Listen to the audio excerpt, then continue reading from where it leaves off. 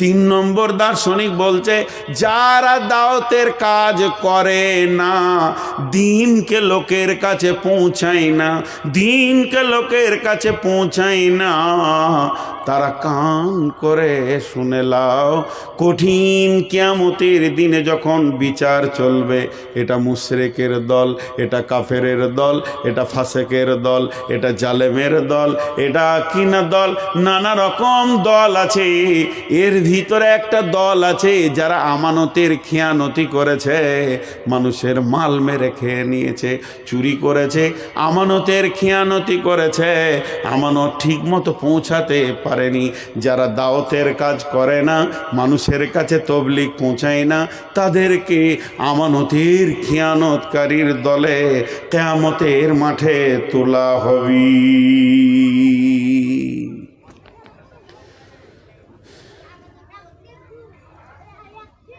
আল্লাহু আকবার। দায়িত্ব খালি বুঝে আসছে কিনা বাস, বেশি কিছু আমি বলবো না। উঠিয়েন না, বসেন। আপনাদের বিরক্ত লাগছে নাকি? দায়িত্ব আমাদের আছে ভাই, কিন্তু আমরা দায়িত্বকে পৌঁছাইছি না। শেষ হয়ে গেছি আমরা, শেষ। শেষ মানে একেবারেই শেষ। সূরা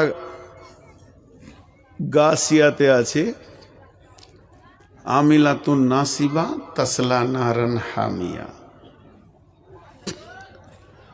আমিলাতুন নাসিবা তাসলা নারান হামিয়া। আমিলাতুন নাসিবাতুন তাসলা নারান হামিয়াতুন। এর মানে জানেন? যারা আমল করেনি, নামাজ রোজা করেনি, জাহান্নাম যাবে। আয়নার মতো উজ্জ্বল কথা।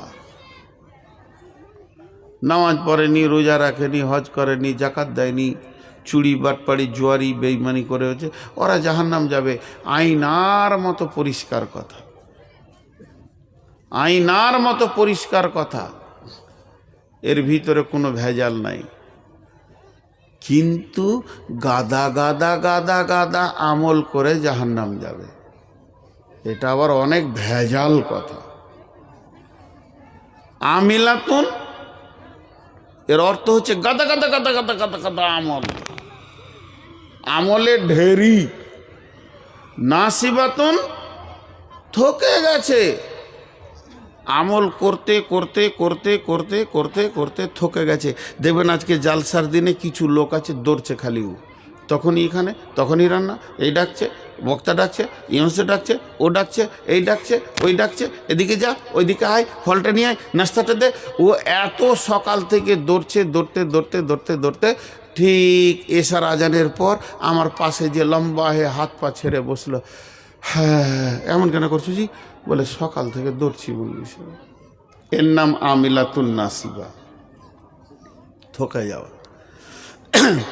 এত বেশি আমল করেছে যে ক্লান্ত হয়ে গেছে, তারপরে ওই লোকটাকে আল্লাহ বলছেন তাসলা নারান হামিয়া, তুই জাহান্নামে জ্বলবি। লে মজা। আমল করেনি ওদেরটা প্রথমে বলে নিলাম, ওটা তো আয়নার মতো উজ্জ্বলে, এটাকে কি করে পরিষ্কার করব? চারটা তফসির আছে, চারটা। নাম্বার এক, যারা গুনাহ করে, আমল মানে কাজ, যারা গুনাহ করে, এত গুনাহ করে, গুনাহ করতে করতে করতে করতে থকে গেছে, তাসলা নারান হামিয়া, এরা জাহান্নামে যাবে। দুই নম্বর, যারা আমল করেছে গাদা গাদা, কিন্তু তাদের আমলের ভিতরে আল্লাহ নাই, রসুল নাই, কোনো দলিল নাই। হাই হোসেন, হাই হোসেন, হাই হোসেন। আপনাদের দেশে কম আছে, পাকুড়ে কিছু আছে।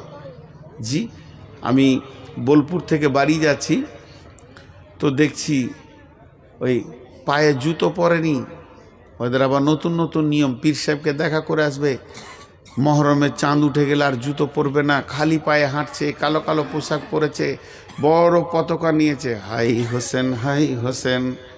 তারা সারাদিন গাঁ ও গাঁ ঘুরছে, দেখছি একটা গাছের নিচে পতাকাটা রেখে দিয়ে হাত পা ছেড়ে বসে আছে ক্লান্ত।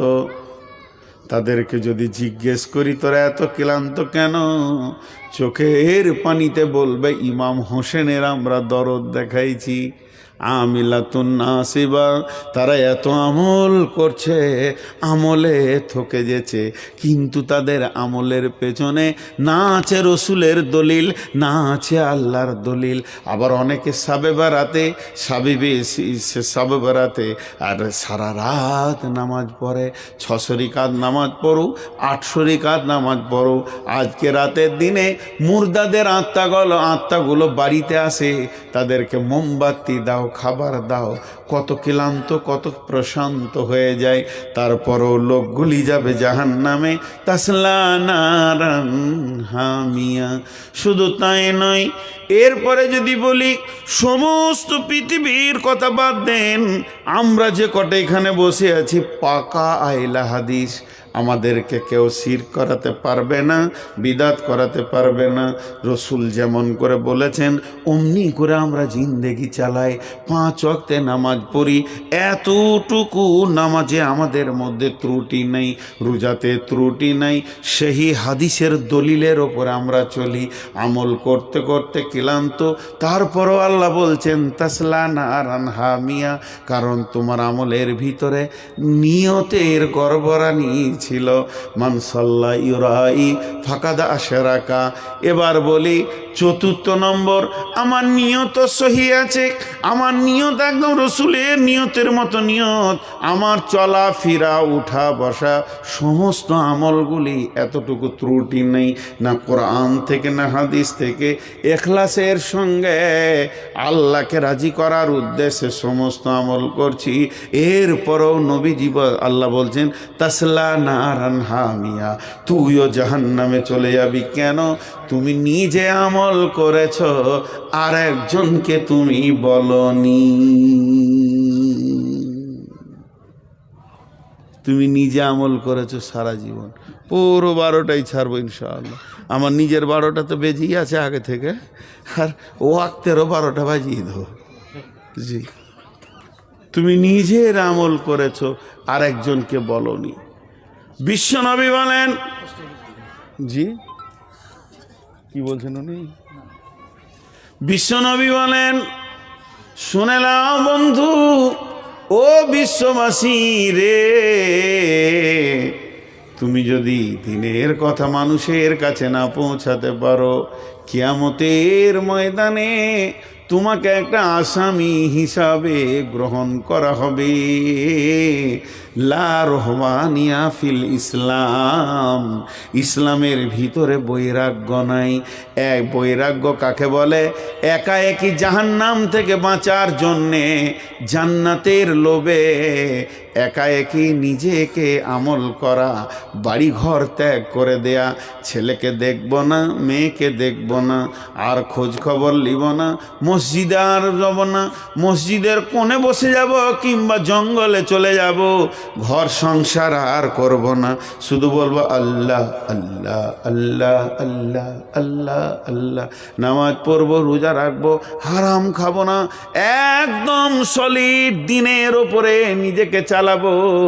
আল্লাহর নবী বলছেন তুমি বৈরাগ্য হয়ে গেছো, এটা ইসলাম মানবে না। বিশ্ব নবী একদিকে জামাই ছিলেন, একদিকে শ্বশুর ছিলেন, একদিকে নানা ছিলেন, একদিকে নাতি ছিলেন, একদিকে স্বামী ছিলেন, একদিকে সৈন্য ছিলেন। সার্বিকভাবে চলার নাম হলো ইমানদার। আর একাই জঙ্গলে বসে যাওয়া, আল্লাহর জিকির করা, জাহান্নাম থেকে বেঁচে জান্নাতে যাওয়ার আশায় ঘর সংসার যে ত্যাগ করে দেবে, ওটা ইসলামের বাইরে চলে যেতে হবে। হযরতে উমর একদিন রাস্তায় সফর করছিলেন মক্কার মাটিতে, মদিনার মাটিতে, যেতে যেতে যেতে যেতে যেতে যেতে যেতে যেতে একটা জায়গায় সাথীদেরকে বললে তোমরা দাঁড়িয়ে যাও, এই জায়গাতে দাঁড়িয়ে থাকো, আমি উমর একবার আসি। হযরত উমর গলির ভিতরে ঢুকে গেলেন। ওই বস্তির ভিতরে ঢুকে অনেক দূরে যাওয়ার পর একটা লোককে হাত ধরে নিয়ে আসলেন। নিয়ে আসার পর বলে, একবারে আর চেহারাটার দিকে তাকিয়ে দেখো, আমিলাতুন নাসিবা তাসলা নারান হামিয়া। আয়াতটা তোমাদের বুঝে আসবে। লোকটার খালি হাড় আছে, শুধু চামড়াটার কারণে হাড়টা দেখা যায় না। আঁতুড়ি আছে কিনা, কলিজা ফ্যাঁপসা আছে কিনা বলা যায় না। কোকগুলো ঢুকে গেছে, কানগুলো ঢুকে গেছে, শুধু হাড়ের ওপরে দাঁড়িয়েছে। কেন? লোকটি স্বাস্থ্যবান ছিল, কিন্তু সে প্রতিজ্ঞা করেছে জীবনে বেশি খাবো না, জানটা রাখার জন্যে যতটা দরকার অতটা খাবো। ছাতু ঘুলে খায়, কখনো সামান্য পানি খায়, কখনো একটা খেজুর খেয়ে কাটিয়ে দেয়। তারপরও আমি একটা সেকেন্ড আল্লাহর জিকির থেকে অন্যদিকে আমি মাথা নিয়ে যাব না। সবসময় ধ্যানে পড়ে আছে, লা ইলাহা ইল্লাল্লাহ সুবহানাল্লাহ আলহামদুলিল্লাহ ওয়ালা ইলাহা ইল্লাল্লাহ। এই করে করে করে করে করে সে বিবিকে ছেড়েছে, ছেলে ছেড়েছে, সংসার ছেড়েছে, একাই যেন ধ্যানে পড়ে আছে, বৈরাগ্য হয়ে গেছে। শুধু এই পর্যন্ত নয়, সে নিজে আমল করে কিন্তু কাউকে আমলের কথা বলে না। সে নিজেই আমল করে জান্নাতের আশায় রয়েছে, কাউকে বলে না বন্ধু তুমি এটা করিও না, এটা করো। এই দিক থেকে সে নিজেকে বাড়ি করে নিয়েছে। হযরত উমর বললেন, আমিলাতুন নাসিবা তাসলা নারান হামিয়া। এই লোকটি দুটি কারণে জাহান্নাম চলে যাবে।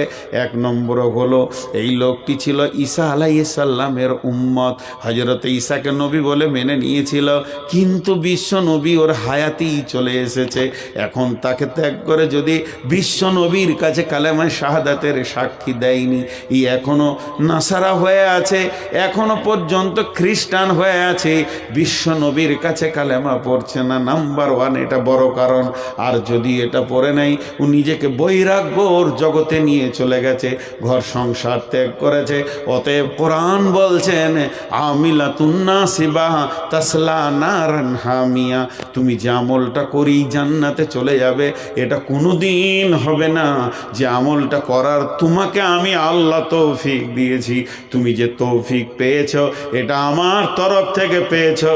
অতএব এইটাই তুমি আর একজনের কাছে যতক্ষণ না পৌঁছে দেবে, অতক্ষণ পর্যন্ত তুমি এই অবস্থায় মরে গেলে জান্নাত যেতে পারবে না। তাবলীগ বিশ্বনবী রাষ্ট্র পরিচালনা করেছেন, বিশ্বনবী সংসার পরিচালনা করেছেন, ব্যবসা পরিচালনা করেছেন, রাজনৈতিক পরিচালনা করেছেন। তিনি ময়দানে নেমে জিহাদের ময়দানে জিহাদ করেছেন। জি, আর আমার পেছনের ঘুমন্ত লোকটাকে উঠিয়ে দেন। রে কুদ্দুস, ওর মেশিন আসতে চালা ভাই, হাসিয়েন না। আমি একটু পাগলা লোক, একটু বেশি বলে ফেলছি আর কি। ও বেচারা জীবনও রাত জাগেনি। আমার অনেক ছোট, আমার হাঁটুর বয়সে। আমার গ্রামে পড়াশোনা করেছে, এখন এখানে মার্কাজের শিক্ষক, ভালো কারি। কি করবে, প্রতিদিন এই টাইমে ঘুমায়, নাক ডাকবে না তো কি করবে। আমার মতো কেউ আছে পাগলা যে রাত জাগে? জি ভাই, আপনাদের সামনে অনেক অনেক কথা হয়ে গেল। এবার আল্লাহর প্রাইজ কটা শুনিয়ে দিয়ে শেষ করে দিব। এই কাজ যদি কেউ করে, দিনের কাজ, চল নামাজে চল, মসজিদেতে চল, দুঃখে পাবি সান্ত্বনা রে, বক্ষে পাবি বল, ওরে মসজিদেতে চল। খালি পায়ে ধরছে লোকের। এটা কোন party? PTP party, party party আর কি। খামাকাই লোকের পার্টি হচ্ছে। খালেক ভাই বাড়িতে আছো? হ্যাঁ ভাই আছি।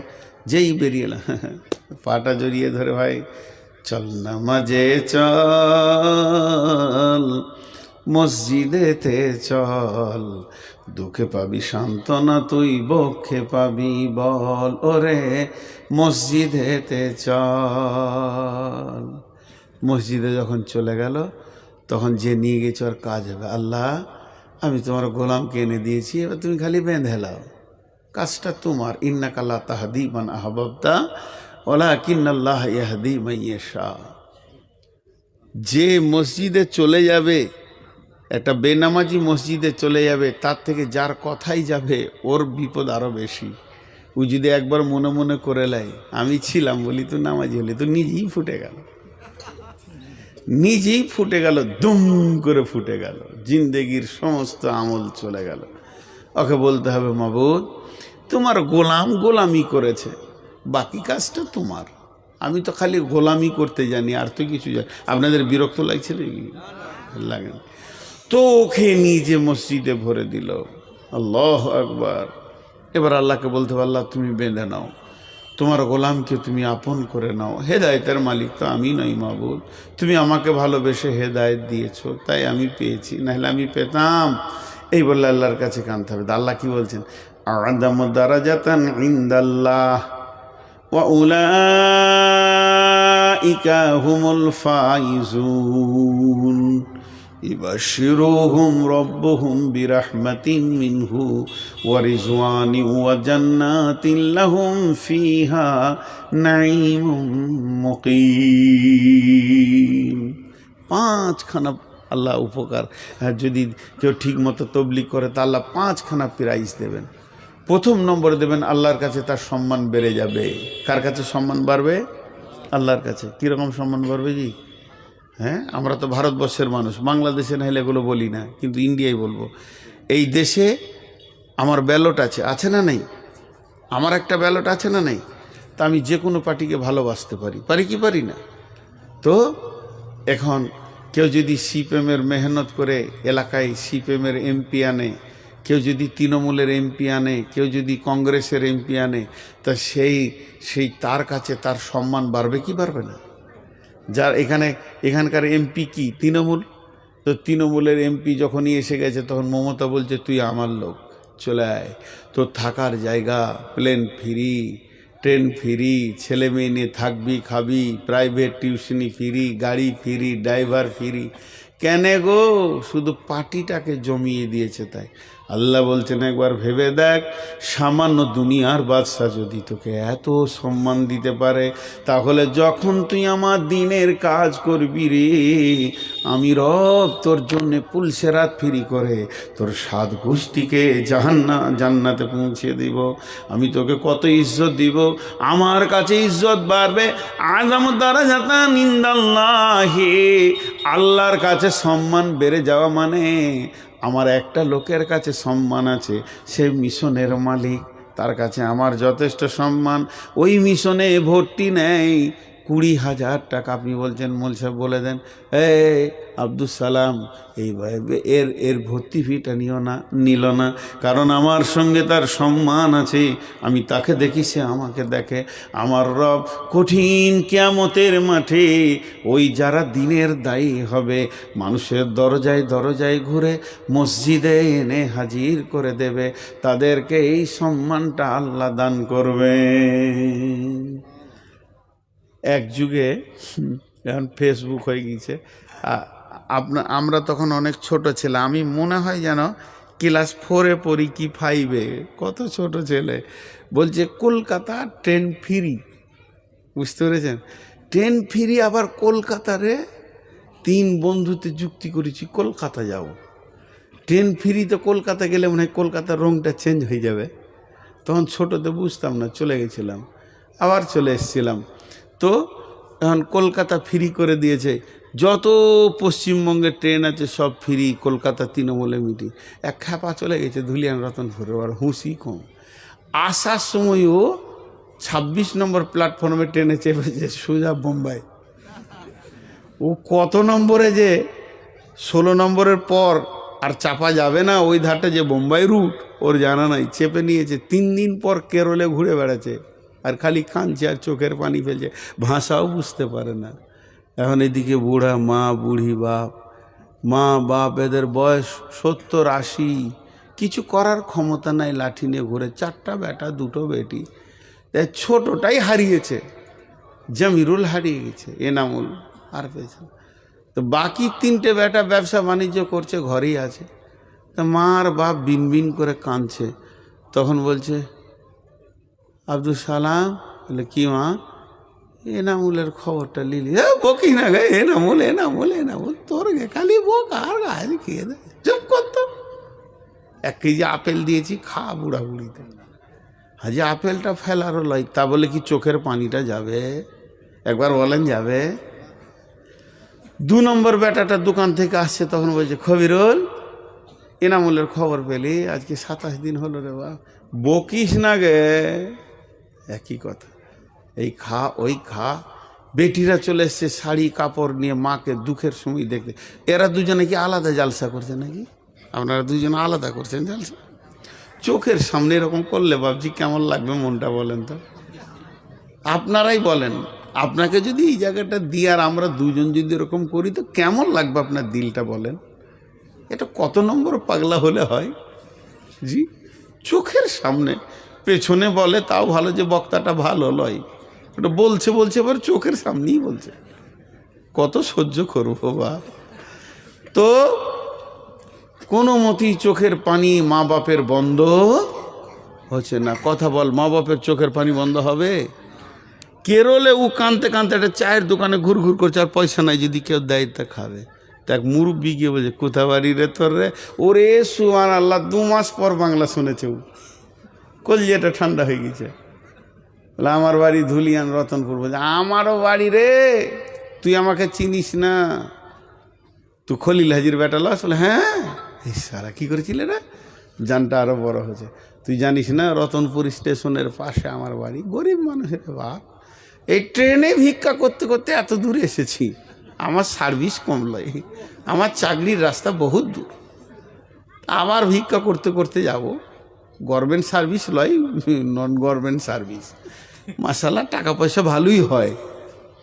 তো এক কাজ কর, চ আমার সঙ্গে, ওকে উঠিয়ে নিলে এই ট্রেনে এখানে বসবি, উঠবি না এদেরতে তোকে কেক দিলাম আর রুটি দিলাম, খা, পানি আছে খা, আমি গোটা ট্রেনটা একবার সার্ভিসটা করে নিই।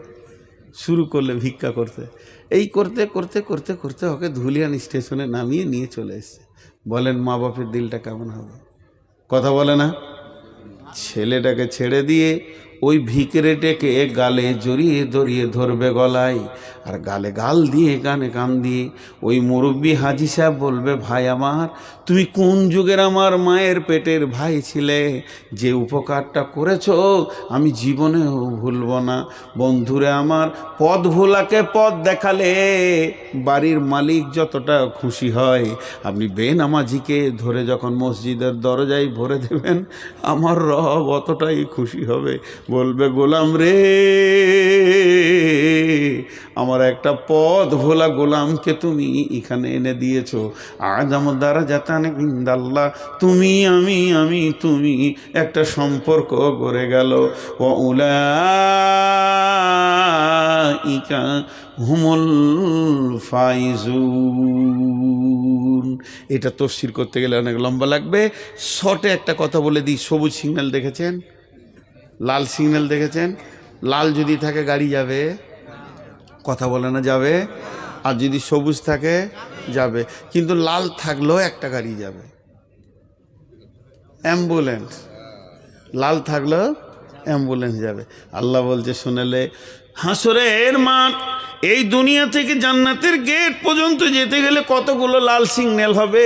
প্রথমে কবরে তোকে প্রশ্ন করা হবে, আটকানো হবে, তারপরে কিয়ামতের মাঠে তোলা হবে, তোকে আটকানো হবে, দাড়ি পাল্লার কাছে তোকে আটকানো হবে, ডান হাতে বাঁ হাতে সার্টিফিকেট দেওয়া হবে, তোকে আর একবার ব্রেক করতে হবে হাজে কাউসারের কাছে, এরপরে তোকে ব্রেক করতে হবে পুলসেরাতে, তারপরে তুই জান্নাতে যাবি। কিন্তু যখন তুই দিনের কাজ করবি, তোকে আমি অ্যাম্বুলেন্স বানিয়ে দিব, এমন অ্যাম্বুলেন্স বানিয়ে দিব, মরার পরে তুই ধীরে ধীরে ধীরে ধীরে জান্নাতে পৌঁছে যাবি, তোর জন্য কোনো ট্রাফিক জ্যাম থাকবে না। দিনের কাজ যারা করবে, আযামু দারাজাতান ইনদাল্লাহ ওয়া উলাইকা হুমুল ফাইজুন। উলাইকা হুমুল ফাইজুনের অর্থ হচ্ছে সমস্ত শক্ত জায়গাগুলো তোমার জন্য আসান, নিষ্কৃতি পেয়ে যাবে। আমি এটা বুঝিয়ে বুঝিয়ে বলছি। আর কি লাভ আছে? আল্লাহ বলছে এই 2টা দিব, আর দিব না তাহলে আরও দিব। ইবাশশিরুহুম রাব্বুহুম ইবাশশিরুহুম রাব্বুহুম বিরহমাতিন মিনহু রিজওয়ানিউ ওয়া বিরহমাতিন মিনহু ওয়া রিজওয়ানিউ ওয়া জান্নাতিন লাহুম ফিহা নাঈমুম মুকিম। আল্লাহর একটা রহমত, আল্লাহর একটি রহমত, আল্লাহর একটি রহমত, আল্লাহর একটি রহমত, আল্লাহর একটি রহমত। মূল্য কত, মূল্য কত, মূল্য কত! সারা পৃথিবীর সমস্ত মানুষ যদি শুধু পাপ আর পাপে লেগে যায়, যে আসমান পর্যন্ত ছুঁয়ে দেয়, আর আল্লাহ যদি রহমতের দৃষ্টিতে একবার দেখে, সমস্তগুলো জান্নাতের ফায়সালা পাবে, কেউ জাহান্নাম যাবে না। এর জন্যই তো আল্লাহ কিয়ামতের দিনে কাফের মুশরিককে দেখা দিবেন না। তিনার নজরটা হচ্ছে রহমতের নজর, যার উপরে আল্লাহর দৃষ্টি পড়ে যাবে, ওই দেহে আর জাহান্নামের আগুন পৌঁছাবে না। একটা রহমতের দৃষ্টি কত মূল্য, সেই আল্লাহ বলছেন ওই লোকদেরকে খবর দিয়ে দাও, ওই লোকেদেরকে খবর দাও, তারা কি লাভ করবে। ইবাশিরুহুম রব্বুহুম বিরহমাতিন, তাদের উপরে আমার রহমত সব সময় বর্ষণ হবে তাদের উপরে। আল্লাহ কোরআনে বলেছেন ইয়াউমা তাবিয়াজ্জু উজুহু ওয়া তাসওয়াদ্দু উজুহু ফাআম্মাল্লাযিনা সুওয়াদ্দাত উজুহুহুম আকাফারতুম বা'দা ঈমানিকুম ফাযুকুল আযাবা বিমা কুনতুম তাকফুরুন ওয়া আম্মা লাম ইয়াজ্জাদ উজুহুহুম ফাফি রাহমাতিল্লাহি হুম ফিহা খালিদুন। কি হলো তোরাতে? হায়, আরে নসিব, আমি এখন বায়ান করছি, আমি গেলে তোমাকে বলবো। আহা, আমার এখন ভক্ত বহুত হয়ে গেছে, আমি খালি পীর হতে বাকি আছি। আল্লাহ তাবারক ওয়া তাআলা বলছেন ওই রহমত, দামি মহব্বতের রহমত ঝুরঝুর ঝুরঝুর করে তোমার ওখানে বইবে। এখানে বলেছেন ও আম্মালাম ও আম্মাল্লাযীনা বিয়াজ্জাত উজুহুহুম ফাফি রাহমাতিল্লাহি হুম ফিহা খালিদুন। তার মানে যাদের চেহারাগুলো আলো হয়ে যাবে, তাদের আমার রহমতের গণ্ডির ভিতরে থাকবে। কিয়ামতের কষ্ট বুঝবে না, হাসরের কষ্ট বুঝবে না, পুলসেরাতের কষ্ট বুঝবে না, তারা আমার রহমতের গণ্ডিতে জীবন কাটাবে। শুধু তাই নয় বন্ধুরে, ওয়ারিজওয়ানিউ, আর তাদেরকে 4 নম্বর খবর দিয়ে দাও, আল্লাহ তাদের ওপরে রাজি আছে। রাজির মজাটা দেখবেন। হাত তুলে দোয়া করা বেদাত সব বলছে আলেম, আমার আবার অতটা জ্ঞান নেই, বুঝি না। কথার কথা বোঝানোর জন্য একটা কথা বলছি। এখন ধরেন দোয়া শুরু করে দিয়েছি আমি হাত তুলে, না আমার দোয়াটা কি হচ্ছে জানেন? এই আল্লাহ, আমরা যতজন এখানে এসেছি আর ঘর যাব না, এখনই আমাদেরকে মেরে দাও। দুজনে বোঝা, হ্যাঁ এ দান না, দোয়া গোলমাল হয়ে গেছে।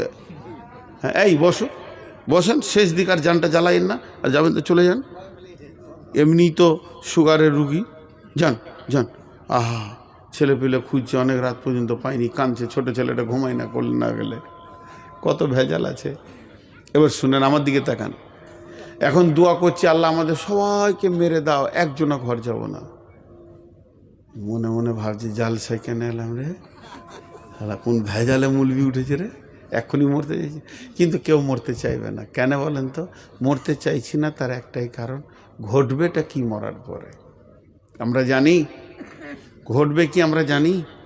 কিন্তু একটা কথা বলেন, একবার মুখটা খুলেন, এক্ষুনি ধরেন আমি কোনো নবী রসুল নই, আমার কাছে জিবরাইলও আসবে না, তো আমি বোঝানোর জন্য বলছি, এটা অন্য কিছু নয়।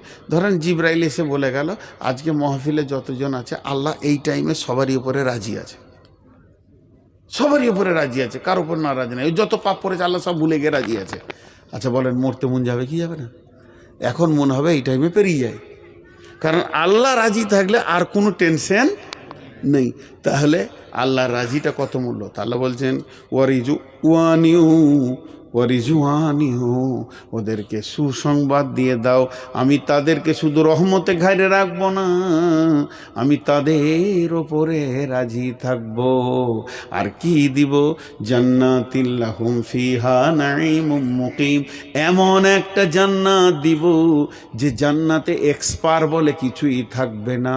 আপনাদের গাজীনগরে, আপনাদের রতনপুরে যে আমগুলো 2024 সালে হয়েছে, ওই আমগুলো যদি আজকে পাওয়া যায় সেই স্বাদ পাওয়া যাবে কি? জোরে বলেন, পাওয়া যাবে না। তবে আমার আল্লাহর জান্নাতের আম কোটি কোটি বিলিয়ন মিলিয়ন বছর থেকে যাবে, স্বাদ চেঞ্জ হবে না। আমার আজকের বয়স হলো 53, আগামীকাল থেকে বলবো আমার বয়স 54, পরশু বললো আমার 56, 55, 56, প্রতিদিন এক্সপায়ার হতে রয়েছে। কিন্তু জান্নাতে কোটি কোটি বছর চলে যাবে, 33 বছরের যুবক যুবতী হয়ে থাকবে, বয়সে এক্সপায়ার হবে না, চুল আর পাকবে না, কালো কালি খুঁজে বেড়াতে হবে না, আর কলপ লাগাতে হবে না। এমন একটা জান্নাতে আল্লাহ দেবেন, নাঈমুম মুকিম, স্থিতিশীল জান্নাত, খালিদিনা ফিহা আবাদা, সেখানে চিরদিন তোমাদেরকে রেখে দেওয়া হবে, আর ফিরে আসতে হবে না। জি ভাই, আল্লাহ কত সুন্দর নিয়ামতের কথা বললেন। নিয়ামতগুলো কত দামি, আল্লাহর কাছে সম্মান বাড়বে। তারপরে আল্লাহ আমাদেরকে ইজ্জত এমন দেবেন, কোনো জায়গায় আমার জন্য জাম হবে না, আল্লাহ রহমতের গণ্ডিতে থাকব, আল্লাহ আমাদের উপরে রাজি থাকবেন, এবং আমরা এমন একটা জান্নাতে যাব যেটা চিরদিন স্থিতিশীল হয়ে থাকবে। তাহলে এই কাজটা অনেক দামি কাজ। আজকে যেই যুবকরা তাবলিগি জালসা করেছে, বলি শুধু তাবলিগকেই কেন্দ্র করে আমি কথাগুলো বললাম, কারণ এই কাজটা অনেক বড় কাজ, তাবলিগি কাজ। তো এটা তো হলো শুধু মহফিলের কথা, কিন্তু এখন আমি কালেকশন করব, টাকা পয়সা নয়, টাকা পয়সা নয়, কালেকশন করব 3টে জিনিস, 4টে জিনিস কালেকশন করব। আবার 4টে, বসেন বসেন বসেন বসেন বসেন বসেন বসেন, আর 4 মিনিট লাগবে। যা না, ওরা এমনি বললাম রে ভাই, সব কথা ধরিস না, মাথায় হুঁশ কম, কখন কি বলে দিই। তো 4টে জিনিস কালেকশন করব, 4 মিনিট লাগবে। আগামী 1 মাস পর রোজা, সবাই রোজা রাখবো ইনশাআল্লাহ। 3 জন হাত তুলেছে, বাকি কটা হাত পকেটেই রেখেছে। আল্লাহকে খুশি করার জন্যে হৃদয় থেকে মহব্বতের সঙ্গে হাত তুলি, রোজা রাখবো ইনশাআল্লাহ। হাত নামান। আচ্ছা, যেগুলো 5 ওয়াক্তে নামাজ পড়ে না, শুধু জুমা পড়ে, ওরা বেনামাজি বেনামাজি বেনামাজি বেনামাজি বেনামাজি বেনামাজি বেনামাজি বেনামাজি বেনামাজি, এরকম যদি ফজর পর্যন্ত বলি তাও হক মিটবে না, আবার একবার দম নিয়ে লাগতে হবে নামাজ টামাজ পড়ে, মানে ওরা নামাজি নয়। তো এখানে যারা 5 ওয়াক্তে নামাজ পড়ে না, এরকম মাল আছে আর কি। তো ওখানে একা হাত তুলিয়ে কী করবো না জি ভাই, ওর সম্মানে লাগবে। তো সহজে একটা কথা বলে দিই, আল্লাহ রসুল দিন শিখাচ্ছেন, আর এমন সময় একজনের উজু ভেঙে গেছে, তা কানে শোনা যায়নি, তবে নাকে ধরে ফেলেছে। 2টো সিবিআই আছে, তো এই সিবিআইটা ধরে ফেলেছে যে কারো উজু ভেঙে গেছে। তখন ও বলছে, কে অনুকলি রে, ওঠ উজু করে আয় মসজিদে বসে বসে। এবার যে খারাপ কাজ করেছে ও যাবে সহজে, তা আল্লাহর নবীও হালকা করে বলছে, যাও গো উজু টুজু করেছো বাবা, দিন শিখছো। তখন হজরত তোমার মুখ খুলে দিলেন, ইয়া রাসূলুল্লাহ একটা কাজ করেন, কিছুক্ষণ সবাইকে ছেড়ে দেন, হাত মুখ ধুয়েছে বসি, ভেজালটা চুকলো কি না, ভেজালটা চুকে গেল, যার ঘটেছিল সেও বাঁচলো, যার ঘটে নাই সেও বাঁচলো। তো আমি এখানে নামাজি বেনামাজি কিছুই বলছি না, আমরা সবাই আজ থেকে আর নামাজ ছাড়বো না। আমিও ঠিক মতো নামাজ পড়তে পারছি না, নামাজের হক আদায় করতে পারছি না, আমিও একটা বেনামাজির নামান্তর হয়ে আছি, নিজেকে ভাবছি যে আমি নামাজি, কিন্তু আসলে আল্লাহর খাতাতে আমি বেনামাজি। এই জন্য সবাই হাত তুলবো। এই সাথে একটা বেনামাজি যদি আজকে মসজিদে ঢুকে যায়, তো এই জালসাতে যত লক্ষ টাকা চলে গেছে ওটা কামিয়াব হয়ে উঠে যাবে ইনশাআল্লাহ। এর জন্য আমরা বলি আর নামাজ ছাড়বো না, জোরে বলেন ইনশাআল্লাহ। দেখেন আপনাদের সভাপতি কত জোরে ইনশাআল্লাহ, আবার হাত নামাচ্ছে, হাত তুলে থাকেন, দোয়া দিব, আর নামাজ ছাড়বো না। বলেন, নিজের মুখে বলেন, আর নামাজ ছাড়বো না। এই আল্লাহ তুমি আমাদেরকে কবুল করো, এই হাতগুলোকে কবুল করো। তাহলে 2টা কালেকশন হলো, কালেকশন ভালোই হলো, কালেকশন কম হয়নি, এটা 2টা কালেকশন হলো। আর সর্বোপরি শেষ কালেকশনটা নিচ্ছি যে আমরা বাড়ি বাড়ি তাবলীগের কাজ করব ইনশাআল্লাহ। যে যাকে পারবো, নিজের ভাই ভাতিজা বন্ধু যাকে পারবো, কারণ দেখবেন কোম্পানি তার অ্যাডভার্টাইজ ঠিক টাইমে ভরে দেয়। আমি বন্ধু বান্ধব চলাফেরা উঠা বসার ভিতরে আমি দাওয়াতের কাজ করব। জোরে বলেন ইনশাআল্লাহ, জোরে বলেন ইনশাআল্লাহ। আর একবার হাত তোলা করাবো, সেটা হচ্ছে কোনো হারাম দ্রব্যে আর হাত দিব না। তাস, লুডু, দাবা, ক্যারমবোর্ড, মদ, জুয়ো, তাস আর হাত দিব না ইনশাআল্লাহ। আমি আল্লাহর কাছে এবার দোয়া করছি, আপনারা বুঝে বুঝে আমিন বলবেন। এই আল্লাহ, আমরা তো এরাদা করার মালিক, আল্লাহ তুমি তো আমাদেরকে শক্তি না দিলে আমরা ইমানের পথে আসতে পারবো না, বিধায় তুমি আমাদেরকে শক্তি দাও। এই আল্লাহ, এই মাহফিলের আয়োজন যারা করেছেন, শোনার জন্য যারা এসেছেন, সকলের জন্য এই মাহফিলটা দুনিয়ার। তো শাইখ সাহেবের কাছে এসেছিলাম, তো উনি এত আস্তে কথা বলছেন কেন? ওনার কি গলার কোনো প্রবলেম হয়ে গেছে, সমস্যা হয়ে গেছে? তো পাশ থেকে বলা হচ্ছে যে বাবা মাকে আমাদের শাইখ সাহেব এত সম্মান দেন যে তাদের সাথে তিনি উচ্চ স্বরে কথা বলতে পারেন না। পৃথিবীতে সব থেকে কুৎসিত আওয়াজ, খারাপ আওয়াজ কার বলা হয়েছে জানেন? কোন প্রাণীর? হ্যাঁ হয়েছে তো, কিসের? গাধা। কেউ ইউটিউবে শুনেছেন কোনোদিন? হ্যাঁ, আজকে বাড়ি যে শুনবেন ভয়েস অফ অ্যাশ, বা এখন বাংলাতেও তো চলে আসে, বাংলাতে অ্যালগোরিদম ওই রকম সাজানো হয়েছে। গাধার আওয়াজটা ইউটিউবে যে শুনতে চাইবেন, পবিত্র কোরআন 1450 বছর আগে সূরা লোকমানে বলেছেন যে পৃথিবীতে সব থেকে কর্কশ কুৎসিত আওয়াজ হচ্ছে গাধার আওয়াজ। শুনবেন? হ্যাঁ, কোরআন কিছু বলেছে, সেটা নিয়ে আমরা ভাবি না। বাবা মা যখন মারা যায়, দাদি দাদা যখন অসুস্থ থাকে, তখন তার কানের কাছে আমরা বসে বসে কোরআনটা পড়ি, আর কোরআনটাকে বাকি জীবনে আমরা কাজে লাগাই না। তো ভাইরা আমার, বন্ধুরা আমার, আজকে আমাদেরকে এই বিষয়গুলো নিয়ে ভাবতে হবে যে ইসলাম আমাদেরকে কি দেওয়ার চেষ্টা করেছে। গোটা পৃথিবীর মানুষ, আমরা যখন ইসলামকে পরিপূর্ণভাবে মানতে পারি না, উদখুলু ফিস সিলমে কাফা, কোরআন বলছে তোমরা ইসলামের ভিতরে পরিপূর্ণভাবে দাখিল হয়ে যাও। কেউ যদি মশারি টাঙে তো হাতটা বাইরে রেখে কেউ ঘুমান, এরকম কেউ আছেন? আছেন জি? মশারি টাঙার পরে পাটা বাইরে রেখে ঘুমান, এরকম কেউ আছেন? তো সামান্য একটা মশারির ভিতরে যদি ঘুমাতে গেলে আপনাকে পরিপূর্ণভাবে ঢুকে যে ঘুমাতে হয়, তো ইসলামের ভিতরে ঢুকতে গেলে শুধু নামাজটা ইসলামের তরিকাতে পড়তে হয়, আর রাজনীতিটা ইসলামের তরিকায় করতে হবে না। বিয়েটা কিছু বলছেন না যে? বাবার দিন এসছে বন্ধু, আমাদেরকে ভাবতে হবে, আমাদেরকে ভাবতে হবে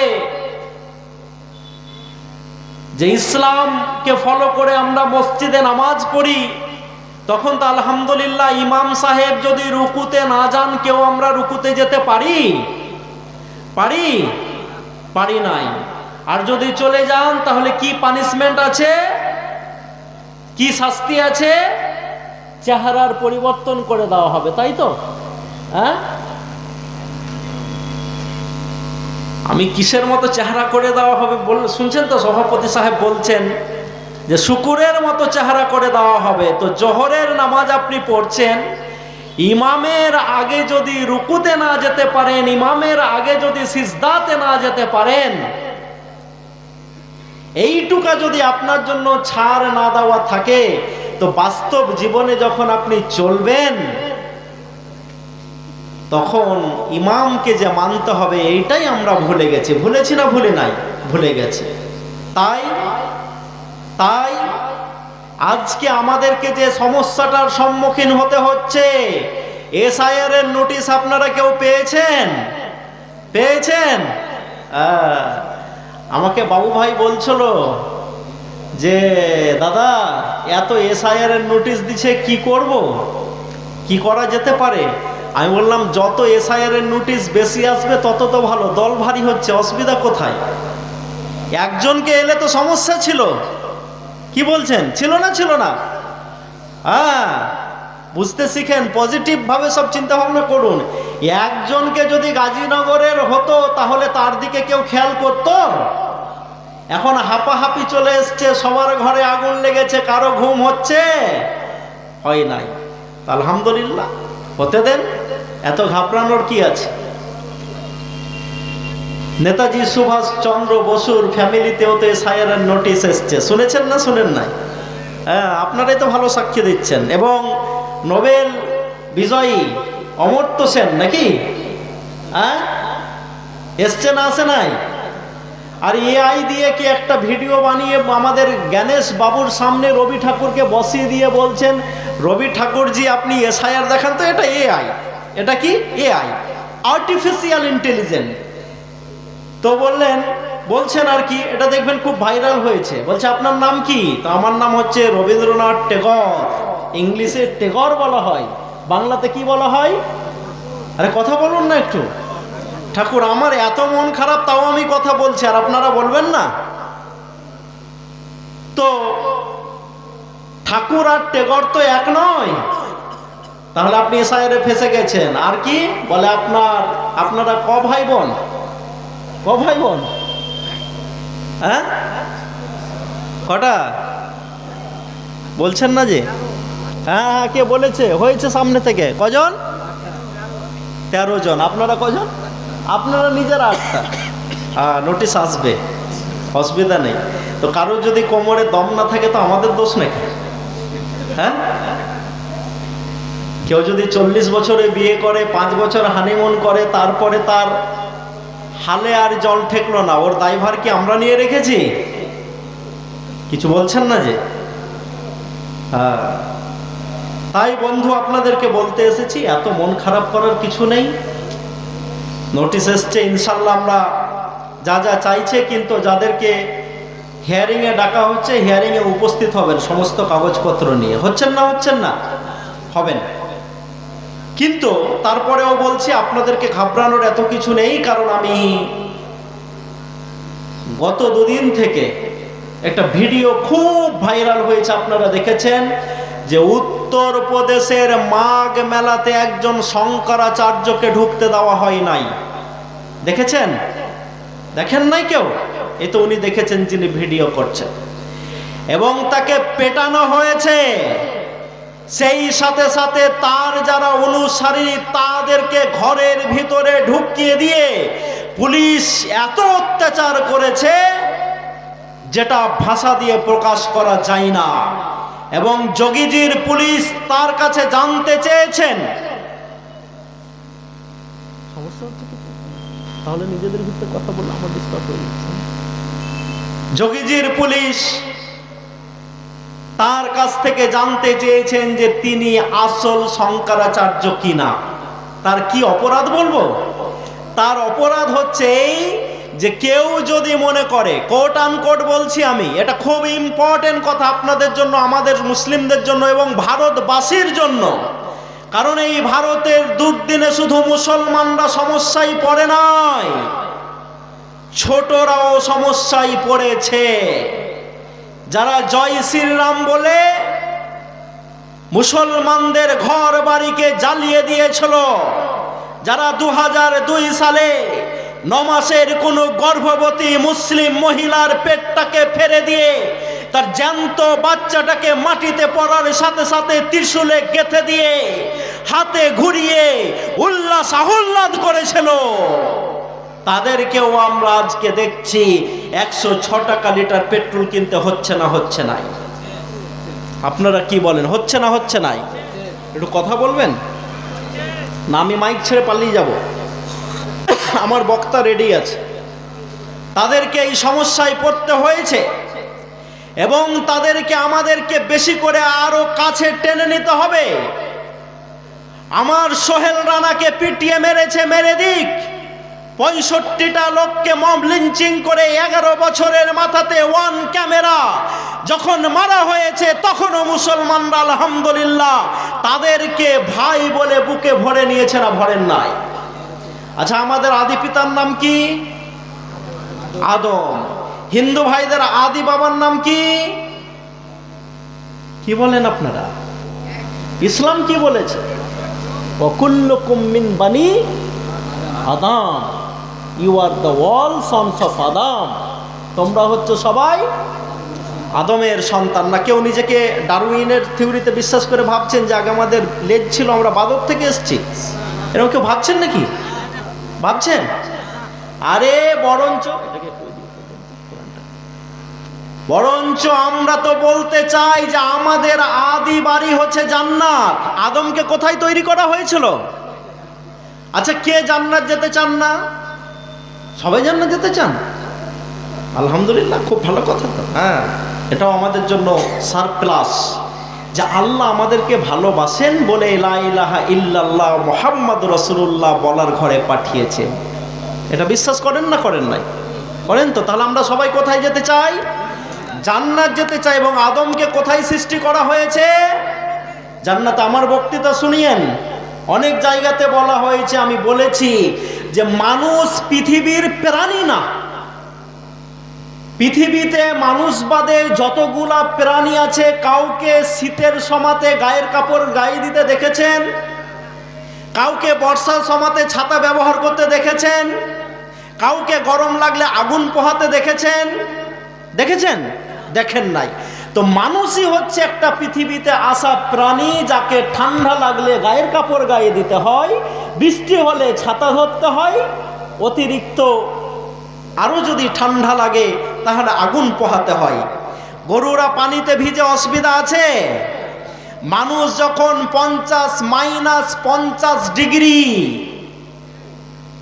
কুমেরু সুমেরু যেগুলোতে বরফ জমে আছে, এবং আমাদের যারা বর্ডার পাহারা দিচ্ছেন, বর্ডার সিকিউরিটি ফোর্সেরা, যারা -50 ডিগ্রি, -20 ডিগ্রি, 30 ডিগ্রি, যেখানে থুপ ফেলার সাথে সাথে মুখ থেকে থুপটা পড়তে পড়তে বরফ হয়ে যায়, যেখানে পেচ্ছাপ করতে করতে পেচ্ছাপটা বরফে পরিণত হয়ে যায়, ওইখানে যেই সব প্রাণীগুলো আছে তাদেরকে সোয়েটার পরতে হয়, কিন্তু মানুষকে পড়তে হয় কি হয় না?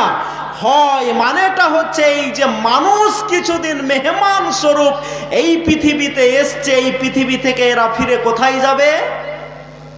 কোথায় যাবে? আমরা কোথায় বিশ্বাস করি? কোথায় গো?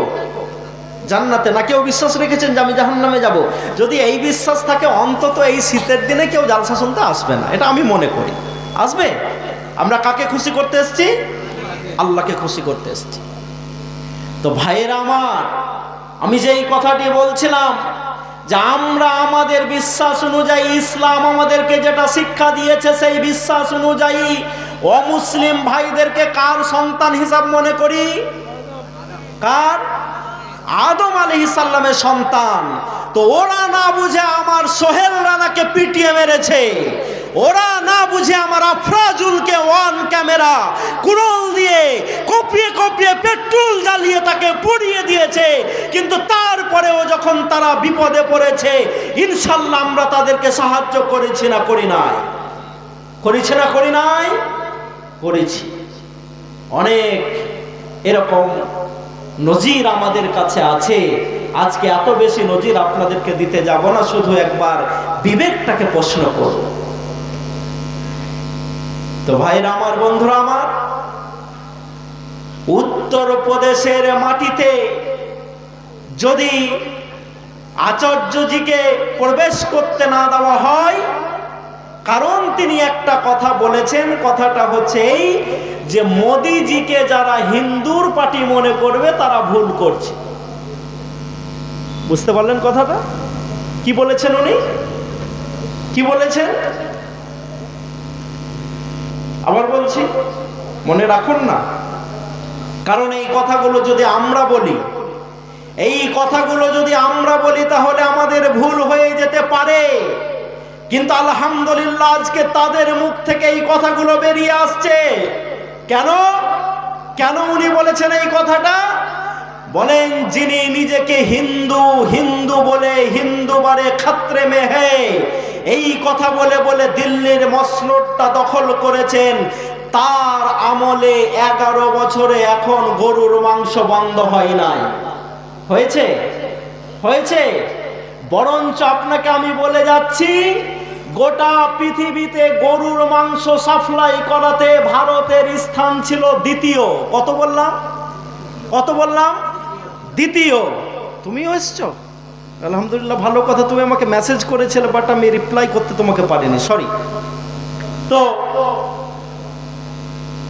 যেই ভারত গরুর মাংস সাপ্লাই করাতে গোটা পৃথিবীতে ছিল দ্বিতীয়, মোদিজির সমাতে সেই ভারত গরুর মাংস সাপ্লাই করাতে হয়ে গেছে 1 নম্বর, প্রথম। কত হয়েছে? কত হয়েছে? 1 নম্বর হয়েছে।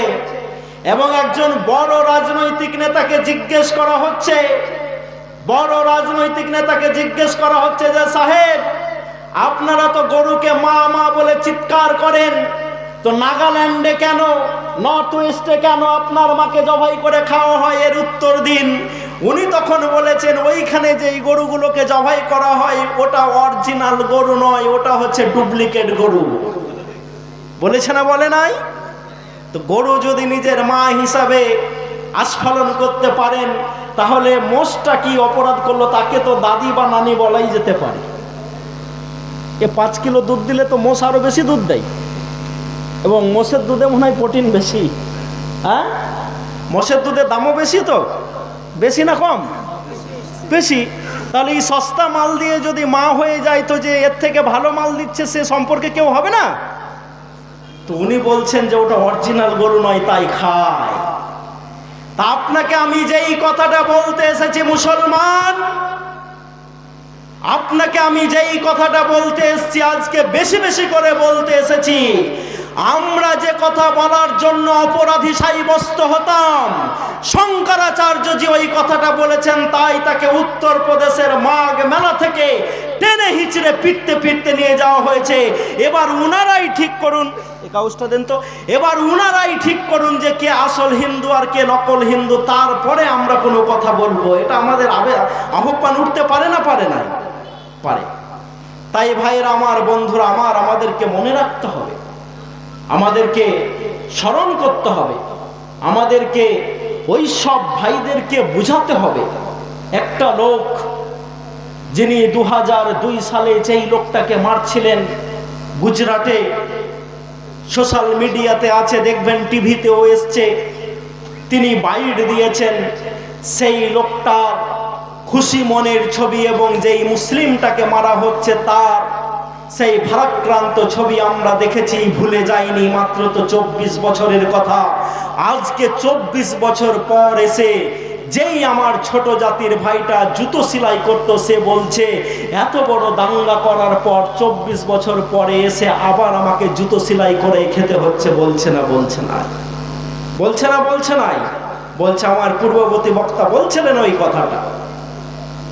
তাই ভাইরা আমার, বন্ধুরা আমার, আজকে আপনাদেরকে আমরা বলতে এসেছি, আজকে আপনাদেরকে আমি স্মরণ করাতে এসেছি যে এসআইআর করে যারা আমাদের কাগজপত্রগুলো দেখতে চাইছেন, যারা আমাদেরকে কাগজপত্র নিয়ে নিয়ে হয়রানি করছেন, আর যেদিন থেকে এই সরকারটা দিল্লিতে এসছে সেদিন থেকে তো লাইন দেওয়ার কোনো শেষই নাই। আছে? আছে। এবং এই সরকারটা বলেছিল 2016 সালে যে আজ সে পুরানা 500 और 1000 का নোট বন্ধ, বলেছিল না? বলে নাই? তারপর ভাষণ দিতে গিয়ে বলেছিলেন যে 500 পুরনো এবং 1000 টাকার নোট আমরা বন্ধ করছি। এই বন্ধ করার ফলে দেখা যাবে ভারতবর্ষে যারা সন্ত্রাসবাদী হামলা চালায়, সেই সন্ত্রাসবাদীদের কোমর ভেঙে যাবে। মোদিজি বলেছেন না বলেন নাই? বলেছে না বলেন নাই? বলেছে। কিন্তু 2019 সালের 14ই ফেব্রুয়ারি, যাকে আমরা ভ্যালেন্টাইন্স ডে মনে করি, সেই 14ই ফেব্রুয়ারি 46 জন তরতাজা আমার দেশের সেনাবাহিনীকে জীবন দিতে হয়েছে না হয় নাই? 2016 সালে নোটবন্দি করেছেন। নোটবন্দি করার পর আপনি বলেছিলেন যে সন্ত্রাসবাদীদের কোমর ভেঙে যাবে। আর 2019 সালে 46 জন ভারতীয় সেনাকে সন্ত্রাসবাদীদের হামলাতে তাদের আত্মত্যাগ করতে হয়েছে, তারাকে মৃত্যুবরণ করতে হয়েছে। এই নিয়ে আমাদের প্রতিবাদ করার দরকার আছে না নেই? আপনারা কি বলেন, আছে না নেই? আছে। মুসলমানরা অন্যায় দেখলে প্রতিবাদ করবে, অন্যায় যদি দেখে এরা সর্ব অবস্থায় প্রতিবাদ করবে, হাঁটতে হাঁটতে প্রতিবাদ করবে, শুতে শুতে প্রতিবাদ করবে, বসতে বসতে প্রতিবাদ করবে, এককভাবে প্রতিবাদ করবে, যৌথভাবে প্রতিবাদ করবে। তাই আমরা সেই প্রতিবাদের আওয়াজ জানিয়ে বলতে চাচ্ছি, যারা 2016 সালে পুরানা 500 এবং 1000 টাকার নোটকে বন্ধ করে দিয়ে সন্ত্রাসবাদীদের কোমরকে ভেঙে দিয়েছিলেন, তারা বলুন কদিন আগে জম্মু কাশ্মীরে, কদিন আগে কাশ্মীরে যে আক্রমণ করেছে সন্ত্রাসবাদীরা, তাদের কোমরটা কেন ভাঙেনি? তারা আবার কোথা থেকে টাকা পেল? এই কোশ্চিন যদি ভারতবর্ষের মুসলমানরা, ভারতবর্ষের মানুষরা যারা সেদিন 2016 সালে লাইনে দাঁড়িয়ে দাঁড়িয়ে পুরনো নোটগুলোকে জমা করছিলেন এবং 700-র বেশি লোক প্রাণ দিয়েছেন, সেই দিন যদি সবাই একই সুরে প্রতিবাদ করতেন, তাহলে নতুন করে এসআইআর এর জন্য আমাদেরকে আর লাইনে দাঁড় হতে হতো না? হতো? এসআইআর এ কি শুধু মুসলমানদেরকে দাঁড় হতে হয়েছে, না মুসলিমদেরকে হতে হয়েছে, না হয় নাই? কি আপনাদের দিকে হয় নাই? হিন্দু ভাইদেরকে লাইনে দাঁড় হতে হয়নি? হয়েছে। যদি আমরা সেদিন প্রতিবাদ করতাম, তো আজকে আমাদেরকে এসআইআর এর লাইনে দাঁড় হতে হতো না। তাই ভাইরা আমার, বন্ধুরা আমার, আমাদেরকে মনে রাখতে হবে, আমাদেরকে স্মরণ করতে হবে যে আমরা কিভাবে আমাদের বাকি জীবনটাকে কাটাবো। ইসলামে পরিপূর্ণ দাখিল হয়ে কাটাবো, না ইসলাম থেকে বার হয়ে কাটাবো। যদি ইসলাম থেকে বার হয়ে আমরা জীবনটাকে কাটাই, তাহলে দুনিয়াতে যেমন জালেম সরকারের উপদ্রব হয়েছে আমাদের ওপরে, মোদিজি ভাবিয়েন না এমনি এমনি আমাদের ওপরে চলে এসছেন। মোদিজিকে আমাদের ওপরে পাঠানো হয়েছে কারণ আমরা আমাদের দায়িত্ব পালন করি না। তাই আপনাকে মাথায় রাখতে হবে এই কথাটা, এবং এই কথাটা মাথায় রেখে আপনাদেরকে আগে বাড়তে হবে। তাই আমি গাজীনগরের মানুষ, শুকরদ্দিন আনা থেকে শুরু করে আরো যারা আছেন, তাদের কাছে আহ্বান করছি, যারা সোশ্যাল মিডিয়া দেখছেন, লাইভে যারা আছেন, যারা পরে ইনশাল্লাহ দেখবেন, তাদেরকে আমরা বলতে চাই যে মুসলমানদের এই ভারতে আজকে এই করুণ অবস্থা হওয়ার তো কথা ছিল না। এই দেশকে আমরা কি দিনি? এই দেশের সঙ্গে আমরা কত ভালো ব্যবহার করেছি। এই দেশকে আমরা বিজ্ঞানী থেকে শুরু করে কত কি দিয়েছি। আস্তে আস্তে রাস্তাতে আমি বাসিরা বানুর একটা ভিডিও দেখছিলাম। আমার বোনেরা হয়তো আমার বক্তৃতা শুনছেন, তাদের উদ্দেশ্যে আমি বলি, আমি আস্তে আস্তে বাসিরা বানুর বক্তৃতা শুনছিলাম। উনি প্রথমেই বক্তৃতা করতে উঠে বললেন, আমি তো বাংলা সেরকম ভাবে বলতে পারি না। আজকে বর্তমান ভারতে বাসিরা বানুর কথা কেন বলতে হচ্ছে? কারণ বাসিরা বানু উত্তরপ্রদেশের বোর্ডে একটা র্যাঙ্ক করে আজকে ইউপিএসসি পাস করেছে, আইপিএস এর চাকরি করছে। বাসিরা বানু এত ট্যালেন্টেড মেয়ে, যেই মেয়েটা আরবের একটা ইউনিভার্সিটিতে প্রফেসরের চাকরি পেয়েছিল। চাকরি পাওয়ার পর সে একদিন হঠাৎ করে বলে দেয়, তার ডিনকে বলে, তার ইউনিভার্সিটিতে গিয়ে বলে, আমি আর চাকরি করব না, আমাকে মুক্তি দেওয়া হোক। তখন তাকে বলা হয়েছে, কেন আপনি চাকরি করবেন না? আপনার কি স্যালারি কম হচ্ছে? আপনার স্যালারি আমরা বাড়িয়ে দিই। বাসিরা বানু বলেছেন, না আমার চাকরি কম হচ্ছে না। উনি বললেন, সঙ্গে সঙ্গে আমার যা স্যালারি ছিল সেই স্যালারি থেকে 30% বাড়িয়ে দেওয়া হলো। আমাদের এখানে তো স্যালারি কম, আরবে স্যালারি বেশি না কম? বেশি না কম? তাদের 1 টাকার আমাদের প্রায় 23 টাকা, তাই তো? আমার বাড়ির পাশে একটা ছেলে আরবে চাকরি পেয়েছেন, তার স্টার্টিংয়ে মাইনে হয়েছিল 1,95,000 টাকা। কত বললাম? আর যারা মৌলবি সাহেবদেরকে ভাবেন যে ভিখারির দল, তারা একবার জিজ্ঞেস করবেন, পৃথিবীতে একটাই চাকরি আছে যার স্যালারি ব্ল্যাঙ্ক চেক দেওয়া হয়, ফাঁকা চেক দেওয়া হয়, যার চেকে অ্যামাউন্ট বসানো হয় না, তারা হচ্ছেন কাবা শরীফের ইমাম। তারা কারা? কারা? কাবা শরীফের ইমাম।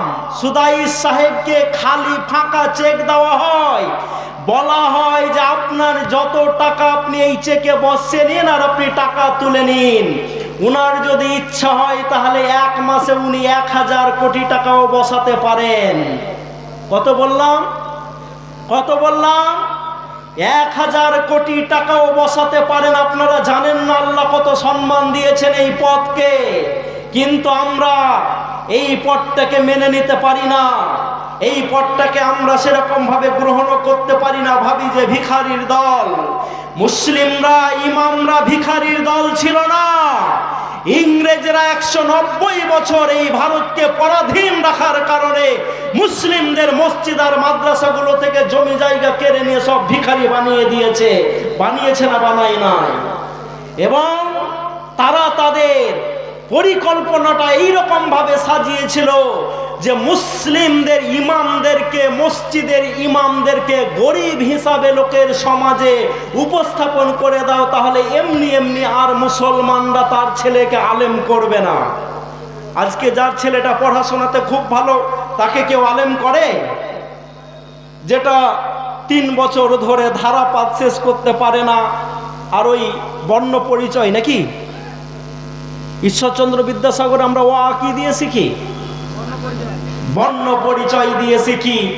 ওইটা যে 5 বছর 3 বছরে শেষ করতে পারে না, বলে এর দ্বারাতে কিছু হবে না, একে মাদ্রাসায় ভর্তি করে দাও, বলে না? বলে। যদি আপনি আপনার ব্রিলিয়ান্ট ছেলেটাকে মাদ্রাসাতে দিতেন এবং সেই ছেলে যদি আপনার BMW-তে ঘুরতো, সেই ছেলে যদি আপনার মার্সিডিজে ঘুরতো, সেই ছেলে যদি আপনার 1 কোটি টাকার ভলভোতে ঘুরতো, তাহলে আপনার দেখা দেখি সমাজের অনেক বুদ্ধিমান ছেলেকে মাদ্রাসায় দেওয়া হতো না? হতো না?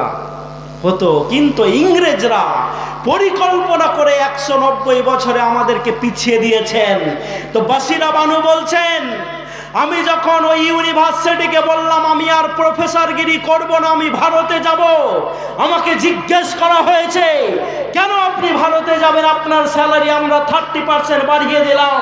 তো বাসিরা বানু বর্তমান সময়ে উত্তর দিয়ে বলেছেন, আমাকে আরবদের ভিতরে চাকরি করার আগ্রহ জাগে না, আমার বড্ড আগ্রহ হয়েছে যেই দেশে আমি বড় হয়েছি সেই দেশের মানুষদেরকে আমি পরিষেবা দিই। নারে তাকবীর, নারে তাকবীর। সেই বাসিরা বানু যখন ভারতের মাটিতে ফিরে আসছেন, লকডাউন কখন হয়েছে বলেন? কত সালে? 2000? হ্যাঁ বলেন না। লকডাউন সবাই ভুলে গেছে নাকি? হ্যাঁ, সব ভুলে গেলে কমসে কম তো ভোটের কথাটা মনে রাখা উচিত। হ্যাঁ, আচ্ছা আপনারা আগে মারামারি করেন। 21টা মনে পড়ছে না? পড়ে না 21? ভোটের সময়তে বুথ বাড়িয়ে দিল, ওটা তো মনে থাকবে, 5 বছরের কথা।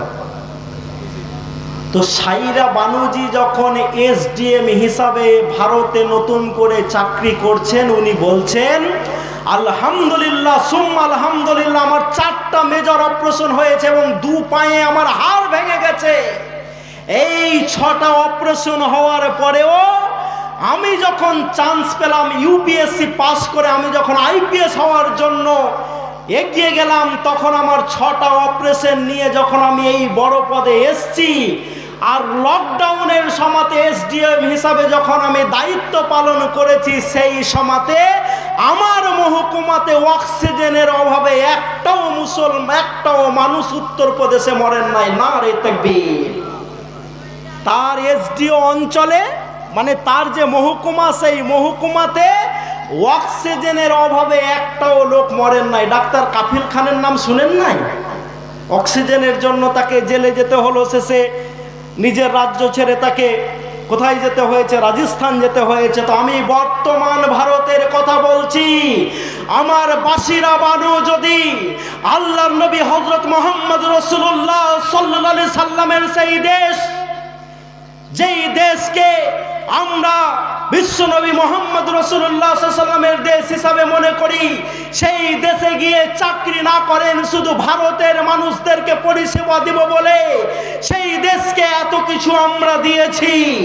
এই এতদিন স্বাধীনতা হওয়ার পর আমাদেরকে এই খারাপ দিন দেখতে হতো না, কিন্তু আমরা আমাদের দায়িত্ব পালন করিনি বলে আজকে একটা নাকি 8 পাস লোক যে আজকে MA পাসের দাওয়াই করে বসে আছেন, কে তিনি? আমি বলছেন, আপনারা বলছেন, উনি তো বলছেন যে আমি MA পাস, বলছেন না, বলেন নাই? আরেকটা এখানে 4 পাস অসীম সরকার কোরআনকে নিয়ে বাজে কথা বলেছে না, বলে নাই? আরে কোরআনের চ্যালেঞ্জ তো অনেক দিন থেকে আছে। যদি তোমার সন্দেহ হয় তাহলে একটা তৈরি করে দাও না। যদি তোমার সন্দেহ হয়, সূরা বাকারাতে আল্লাহ বলেছেন যদি তোমার সন্দেহ হয় তো একটা তৈরি করে দেখাও। তুমি তো পারবে না, তুমি তো 4 পাস। কি পাস অসীম সরকার?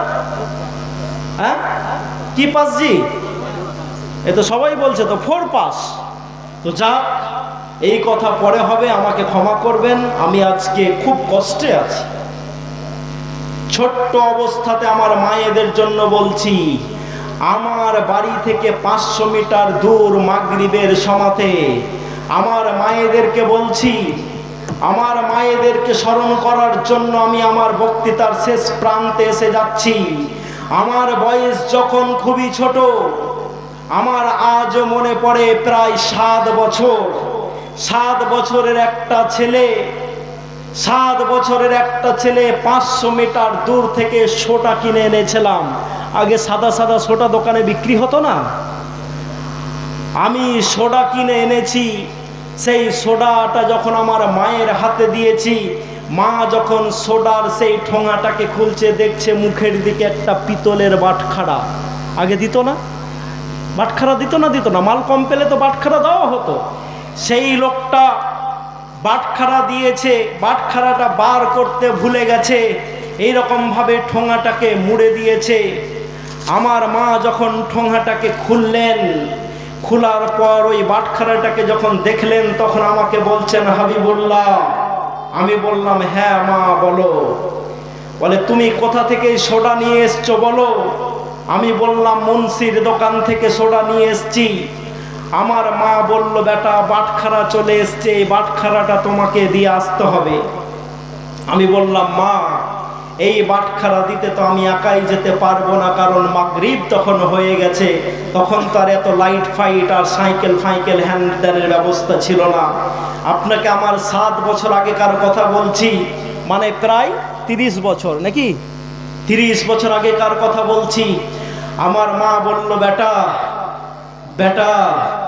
তুমি যদি এই বাটখারাটা না দিয়ে আসো তো লোকটা খুঁজে খুঁজে হয়রান হবে এবং তার মাপজোক করতে অত্যন্ত অসুবিধা হবে, তোমাকে যেতেই হবে। আমি আমার চাচতো ভাইকে সঙ্গে নিয়ে সেই বাটখারাটা ওই দোকানে ফেরত দিলাম। আমাকে ধরে তারা খুব আদর করেছিল, বলেছিল যাও তুমি বড় হয়ে হয়তো বড় কিছু হবে, আমার জন্য দোয়া করেছিল।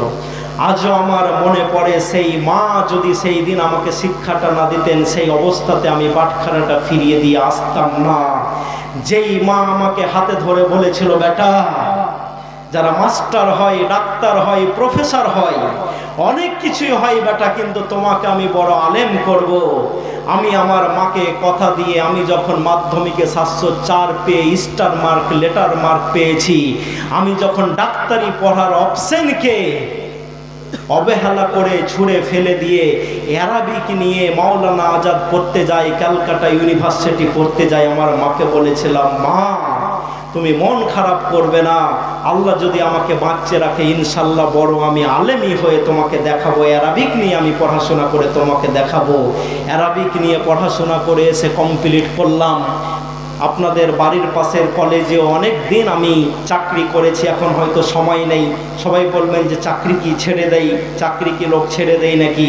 হ্যাঁ, ব্যবসার দিকে এত দূর আল্লাহ রাব্বুল আলামিন আমাকে নিয়ে গেছেন যে আমার চাকরি করাটা মনে হয়েছে এই চাকরির পয়সা দিয়ে আমার গাড়ির তেলও হবে না, হবে শহীদুল্লাহ? তাই আজকে হয়তো শুনলে খুশি হবেন, আমরা অনেক বড় করে আমার কমিউনিটির জন্য, আমার সমাজকে এগিয়ে দেওয়ার জন্য আমরা হাইব্রিড মডেল অনেক বড় স্কুল করছি, পশ্চিমবঙ্গের অনেক অনেক প্রান্তে করছি, যার বাজেট মিনিমাম ধরে চলুন 100 কোটি টাকা। কত বললাম? কত বললাম? 100 কোটি টাকা। এই বাজেট নিয়ে আমরা এগিয়ে যে আমাদের কমিউনিটির জন্য আল ফুরকান একাডেমি বানাচ্ছি। তো যেই মা আমাকে হাতে ধরে সেই বাটখারাটা ফিরিয়ে দেওয়ার তালিম দিয়েছিল, যেই মা আমাকে প্রাইমারি স্কুল থেকে বার করে বলেছিল, বেটা ওয়া যদি শিখতে হয় মাদ্রাসা গিয়ে শিখিস, এবিসিডি যদি শিখতে হয় মাদ্রাসা গিয়ে শিখিস, আলিফ বা যদি শিখতে হয় মাদ্রাসা গিয়ে শিখিস, সেই মাকে আমি আইসিইউতে ভরে রেখে এসেছি। আজকে আমার কথা বলার মুড নেই, আর কোনো জালসা থেকে আমি কোনোদিন আজ পর্যন্ত 5 পয়সা অগ্রিম নিয়েছি কিনা বা কাউকে বলেছি কিনা যে আমি জালসাতে গেলে আমাকে 2 টাকা দিও, 200 টাকা দিও, 20,000 টাকা দিও, এইরকম দিন আমি দেখিনি। সেই মাকে আজকে আমি আইসিইউতে ভরে এসেছি। আমার মায়ের জন্য দোয়া করিয়েন যাতে আমার মাকে আল্লাহ হায়াতে তাইয়্যিবা দান করে, বলেন আমিন। আমরা এখানে 5 দিন রাখার পর আমি আর শহীদুল্লাহ একটা আইসিইউ অ্যাম্বুলেন্স নিয়ে আমরা দুর্গাপুর গেলাম। দুর্গাপুরে একটা অনেক বড় হসপিটালে ভর্তি করলাম, গৌরী দেবী হসপিটাল। আমার মা বেডে শুয়ে একটাই কথা বলছেন, বেটা আমি তো কিছুরই আবেদন তোমার কাছে করি না, আমার একটাই আবেদন, আমাকে এখান থেকে বার করে নিয়ে চলো। কারণ আমাকে যদি মরতেই হয় তাহলে আমার মনে হয়েছে যে আমি বাড়িতে শুয়ে লা ইলাহা ইল্লাল্লাহ পড়তে পড়তে মরবো, নামাজ পড়তে পড়তে মরবো। আমি আর মাকে সেখানে রেখে আসতে পারিনি, বাড়ি নিয়ে এলাম। বাড়ি নিয়ে আসার পরে আরো কষ্ট বাড়লো, মাকে আমি আবার একটা প্রাইভেট নার্সিংহোমে দিলাম। মায়ের শরীর থেকে প্রায় 10 লিটার পানি বেরিয়ে আজকে যখন আইসিইউ থেকে আমি বেরিয়ে এসেছি, আমার মা বাচ্চা ছেলের মতো আবার আমাকে একটাই কথা বলছে, বেটা আমাকে বাড়ি নিয়ে যাবা না? আমি বলেছি, মা তোমাকে ইনশাআল্লাহ আল্লাহ যদি সুস্থ সবল রাখে 3 দিন পর তোমাকে আমি বাড়ি নিয়ে যাব। কারো মা যদি এরকম আইসিইউতে অসুস্থ অবস্থায় পড়ে থাকে তাহলে সে বক্তৃতা করার মুডে থাকতে পারে না, পারে নাই। কিন্তু যেহেতু আপনাদের জালসার ব্যাপার ছিল এবং শুকরদিন আনা কোথায় প্রধান বক্তা সম্পর্কে কিছু বলেছেন, আপনি খবর বলেছেন? নাম বলুন। যেহেতু উনি আমাকে ফোন করে বারবার বলছিলেন যে হাবিবুল্লাহ সাহেব, আমাদের প্রধান বক্তা আবু ওবায়দা সাহেব জ্যামে পড়ে গেছেন, এশায়ার নিয়ে জ্যামে পড়ে গেছেন, রাস্তা হরতাল করেছে, উনি আসতে পারছেন না, আপনিও যদি না আসেন তাহলে একদম আমরা অপদস্থ হয়ে যাব। তাই আমি আমার মা অসুস্থ হওয়ার পরে এই প্রথম জালসা আপনাদের কাছে এসেছি। উনাকেও ক্ষমা করবেন, আবু ওবায়দা সাহেবের জন্য দোয়া করবেন, কারণ উনি আসার আপ্রাণ চেষ্টা করেছেন, ঘন্টার পর ঘন্টা উনি আপডেট দিয়েছেন।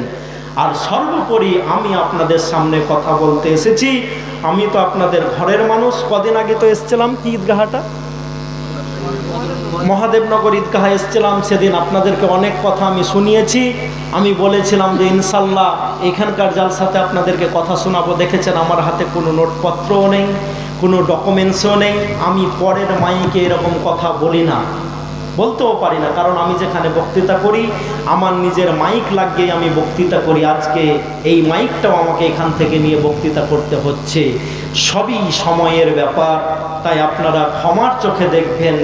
এই আশা, এই আকাঙ্ক্ষা রেখে আপনাদের কাছে ছোট্ট একটা আবেদন, মা বোনদের কাছে একটা আবেদন। উনি বারবার বলছিলেন, আমি আদায়ের কথা সাধারণত কোনো জালসাতে সেরকম বলি না। উনি বলছিলেন যে 24 তারিখ ঢালাই দিবেন নিচটা, নাকি না কত তারিখ? 24 তারিখ মসজিদের মেঝেটা বসে গেছে, আমিও দেখলাম। তো এই মসজিদকে আপনাদেরকে একটু হেল্প করতে হবে। 1000 টাকা দেওয়ার মতো কেউ আছেন? 1000 টাকা দেওয়ার মতো কেউ আছেন? মাত্র 1000 টাকা।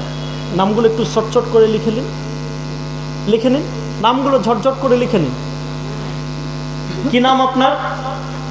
কি নাম? ও ক্যাশই দিয়ে দিবেন? আলহামদুলিল্লাহ।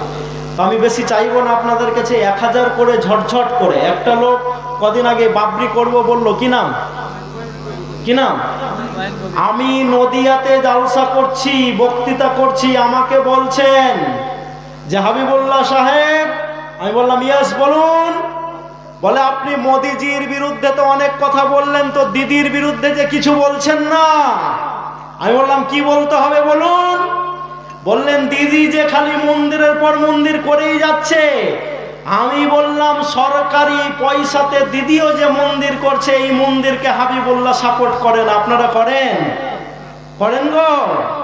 ট্যাক্সের পয়সাতে অন্য কিছু হওয়ার দরকার। তো হুমায়ুন সাহেব কিন্তু দেখিয়ে দিয়েছেন যে মন্দির মসজিদ যদি করতে হয় তাহলে কিসের টাকায় করতে হবে? হ্যাঁ, কিসের টাকায়? নিজের পরিশ্রমের টাকায় করতে হবে। কেজি ভাই বেশি টাকা দিয়ে দিয়েছেন, যে 500 টাকা বেশি আছে, 1000 চেয়েছে, কে দিল? চলে গেছে, নিয়ে নেবো পুরো 1500 নিয়ে নেবো। হ্যাঁ আচ্ছা, 1500 টাকা দিয়েছেন আর একজন, এইখানে বাবু দিয়েছেন, আমার ছোট ভাই বাবু। বাবুর সাথে আমার খুব ভালো সম্পর্ক। বাবু আমার দিয়েছে 1000। ঝটঝট করে আমরা কয়েকজন বলে দিই। আজকে কিন্তু আপনাদের কাছে আমি ক্ষমা প্রার্থী, আমার মুখ দিয়ে কথা বেরোয় না, সত্যি বেরোয় না, সত্যি বেরোয় না কথা। কারণ আমি ছোট্ট অবস্থাতে 7 বছরে যখন মাদ্রাসায় পড়তে গেছি, আমার মাদ্রাসায় থাকতে কষ্ট হয়েছে। আমি কান্না করতে করতে বাড়ি চলে এসেছি। মা আবার কান্না করতে করতে আমার দাদাকে বলেছেন, বাপজি কোথায় আছেন? বলে এই তো বৌমা আমি এখানে আছি। আমার দাদা যেমন তেমন লোকের জামাই নয়। আমার দাদির যখন বিয়ে হয়েছিল তখন আমার দাদিকে সোনার চিরুনি দিয়ে 2টা ঝি দিয়ে পাঠিয়েছিল আমাদের বাড়িতে। আমি কিন্তু এমনি ফ্যামিলির লোক, আপনার সামনে কথা বলি না। আমার সেই বিশ্বাসজি কয়েস বিশ্বাস দাদাকে দেখেছি, হাতটাকে আমার ধরেছে, লাঠিটা শক্ত করে আছে, বলেছে তোমাকে মাদ্রাসা যেতেই হবে দাদা, আমি কিচ্ছু বুঝি না। মাও কেঁদেছে, আমিও কেঁদেছি, কাঁদতে কাঁদতে মাদ্রাসা চলে গেছি। সেদিন যদি আমার মা আমার উপরে দয়া করে বাড়িতে রেখে দিতেন, তাহলে রব্বে রাহামহুমা কামা রব্বায়ানি সাগীরা। আল্লাহ, ছোট্ট অবস্থায় আমার মায়ের কোলে আমি পেশাব করেছি, আমাকে জ্বর হয়েছে, আমি কষ্ট পেয়েছি। আমার কষ্টের সাথে সাথে বাড়ির একজন ঘুমায়নি, তিনি হচ্ছেন আমার মা। এই মায়ের উপরে তুমি রহম করো। এই জিনিসটা তো আমি মাদ্রাসাতেই শিখেছি। যদি আমার মা সেদিন ইসমাইলের কাহিনীটা না পড়তেন, হাজরার কাহিনীটা না পড়তেন, যেদিন সাইয়েদনা হযরত ইব্রাহিম আলাইহিস সালাম নিজের একমাত্র পুত্র, যাকে ইসমাইল আল্লাহ দাও আল্লাহ দাও আল্লাহ দাও, বৃদ্ধ বয়সে একটা শেষ সম্বল হিসাবে চাইছেন, আর শেষ বয়সে ফেরেশতা এসে বিবিকে খবর দিয়ে বলছেন যে তোমার সন্তান হবে। তখন তো তিনি বলেছিলেন আনা আকিম, আমি তো বন্ধা, আমি তো বন্ধা, আমার কি করে সন্তান হতে পারে? বলে এটা তো আল্লাহর হুকুমে এভাবেই হয়ে যায়। শেষ বয়সেও ইব্রাহিম আলাইহিস সালাম যেই পুত্রটাকে পাচ্ছেন, পাওয়ার পর চোখে লাগাচ্ছেন, মুখে লাগাচ্ছেন, ভালোবাসা দিচ্ছেন সেই ছেলেটাকে। আর তার স্ত্রীকে যখন আল্লাহ বলছেন ইব্রাহিম তুমি তোমার এই প্রিয় বস্তুকে যাও মক্কাতে রেখে এসো, ইব্রাহিম আলাইহিস সালাম ছোট্ট বাচ্চাটাকে আর তার মা হাজেরাকে মক্কার এমন একটা নির্জন জায়গাতে রেখে আসছেন। কেন এই কথাটা আজকে আপনাকে বলছি? আমার মায়ের কথাটা বারবার আমার মনে পড়ছে, বারবার আমার মনে পড়ছে। এবং আজকে আমি বুঝতে পারছি, বাপ হয়ে যাওয়ার পর 7 বছর বয়সে আমি হাবিবুল্লাহ মাদ্রাসায় ঘুমাইনি। সেদিন আমার মা ত্যাগ দিয়ে বাড়িতে ঘুমিয়েছিল, তাই আজকে আপনার সামনে আমি 2টা কথা বলতে পারছি। ইব্রাহিম যখন ওই মরুর প্রান্তে, যেখানে না আছে পানি, না আছে গাছ, না আছে ছায়া, না আছে খাদ্য, না আছে কোনো খাবার, একটুখানি পানি, কয়েকটা খেজুর, হুজুর সঙ্গে হাজেরাকে রেখে দিয়ে যখন সামনের দিকে এগিয়ে যাচ্ছেন, আর হাজেরা বুঝতে পারছেন কি ব্যাপার, ইব্রাহিম এগিয়ে যাচ্ছেন, তখন ইব্রাহিম আলাইহিস সালামকে হাজেরা জিজ্ঞেস করে বলেছিলেন, ইয়ে সাইয়্যিদি, হে আমার প্রিয়তমা স্বামী, আপনি যে এই জায়গার ভিতরে আমাদেরকে ছেড়ে যাচ্ছেন, এটা কি আল্লাহর হুকুম? এটা কি আল্লাহর হুকুম? তাকে জিজ্ঞেস করছেন। যখন ইব্রাহিম আলাইহিস সালাম পিঠ ফিরা দিয়েছেন, সেই প্রিয় সন্তান আর বউকে রেখে যখন ছেড়ে যাচ্ছেন, শুধু মাথাটা নেড়ে দিয়ে বলেছিলেন, হ্যাঁ এটা আল্লাহর আদেশ। তখন হাজেরা আলাইহিস সালাম বলেছিলেন, তাহলে ঠিক আছে, যান, আমার জন্য আল্লাহই যথেষ্ট। আমার জন্য কে যথেষ্ট? কে যথেষ্ট? আল্লাহই যথেষ্ট। Can you imagine? আপনি কি কল্পনা করতে পারেন মরুভূমির ভিতরে যার দুই দিকে পাহাড়ে ঘেরা কালো অন্ধকার, সেই সময়তে একটা ছোট্ট বাচ্চা, যেই বাচ্চাটা কথা বলতে পারে না, যেই বাচ্চাটা মা বলে ডাক দিতে পারে না, সেই রকম একটা বাচ্চা আর তার একজন মা, দুইজন মিলে যখন রাতের অন্ধকারে বসে থেকেছেন, তাদের কি ফিলিংস হয়েছে, তাদের কি অনুভূতি হয়েছে, আমি তো এটা ভাবতে পারি না। আপনি হাজরার জায়গাতে বসে নিয়ে ভাবুন, আমার মা যারা বক্তৃতা শুনছেন, আমার মা যারা আজকে বক্তৃতা শুনছেন, মহিলারা যারা আছেন, ইসমাইল যদি তৈরি করতে হয়, খালিদ বিন ওয়ালিদ যদি তৈরি করতে হয়, জাইদ বিন সাবিত যদি তৈরি করতে হয়, আব্দুর রহমান বিন ওসামা যদি তৈরি করতে হয়, আব্দুর রহমান বিন রৌহা যদি তৈরি করতে হয়, উসমান যদি তৈরি করতে হয়, উমার যদি তৈরি করতে হয়, আবু বকর যদি তৈরি করতে হয়, শেখ সাদি যদি তৈরি করতে হয়, তো ছোট অবস্থাতে বাচ্চাকে যতটা না ত্যাগ দিতে হয়, তার থেকে মা বাপকে বেশি ত্যাগ দিতে হয় না? হয় না? আপনারা কি বলেন, হয় না? হয় না? হয়। তাই আমার মায়েরা, আপনাদেরকে আমরা বলতে এসেছি, মা, এই যে মসজিদ আপনারা দেখছেন, আপনাদের পাড়া প্রতিবেশী, গ্রামের লোক, শহরের লোক, নানির বাড়ির লোক, দাদুর বাড়ির লোক খবর পান, আজকে অমুক মারা গেছেন, আজকে অমুক মারা গেছেন, কাল পর্যন্ত আমি বেঁচে থাকবো তার গ্যারেন্টি আছে? আছে? নাই। তো যতজন আছেন, আমি বেশি করে চাইনি, যতজন আছেন 1000 টাকা করে দিলে কিন্তু অনেক টাকা হয়ে যায়। নামগুলো চটচট করে লিখে দেন, ইনশাল্লাহ বক্তব্য পরে হবে, বক্তব্য আপনাদেরকে শোনাবো। বক্তব্য শোনানোর আমারও মন করছে যে বর্তমান সময় নিয়ে কিছু কথা বলা, কিছু কথা জানা আমাদের উচিত, কিন্তু আমার শরীর আমাকে পারমিট করছে না, আমার মন আমাকে পারমিট করছে না। তো যুবক যারা আছো, 1000 করে মাদ্রাসার জন্য, মসজিদের জন্য লেখানো যাবে না? 1000 করে? আচ্ছা, এইদিকে আরেকজন, কি নাম, কি নাম? 1000 দিয়েছেন, কি নাম? এদিক থেকে একজন দিলেন তো। আচ্ছা, উনিও চলে গেছেন, মানে টাকা দিলেই চলে যেতে হয় নাকি?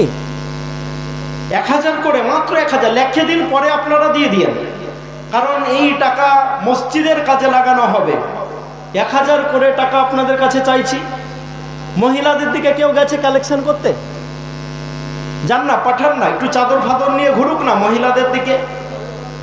এই দিক থেকে দাদুরা দিতে পারবেন না? 1000 টাকা খুব বেশি? খুবই বেশি কি 1000 টাকা? আল্লাহু আকবার, কি ব্যাপার, 1000 করে টাকা দিবেন না? একটু লিখে দেন, 1000 করে টাকা লিখিয়ে দিন।